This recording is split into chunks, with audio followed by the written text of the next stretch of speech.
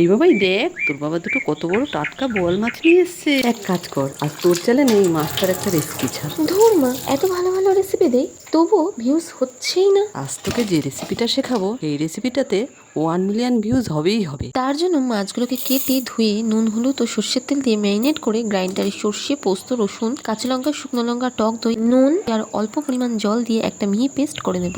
এবার কড়াইয়ে সর্ষের তেল দিয়ে তেল গরম হলে একে একে ম্যারিনেট করা মাছগুলো দিয়ে ভেজে দেবো। আর হ্যাঁ, মাছগুলো খুব সাবধানে ঢাকা দিয়ে দিয়ে ভাজতে হবে, নাহলে মাছগুলো কিন্তু খুব ফাটে। এরপর তেলে নুন হলুদ মাখানো আলুগুলো দিয়ে ভেজে নেব। তারপর কালো জিরে ও কাঁচা লঙ্কা তেলে ফোড়ন দিয়ে তাতে পেঁয়াজ কুচি ও টমেটো কুচি দিয়ে নুন দিয়ে সাঁতলে টমেটোটা যখন মজে আসবে তখন সর্ষের পেস্টটা দিয়ে তাতে হলুদ দিয়ে মিনিট 3-7 ভাজা আলুগুলো দিয়ে কষিয়ে মশলা থেকে তেল ছেড়ে আসলে মশলা ধোয়া জল দিয়ে দেবো।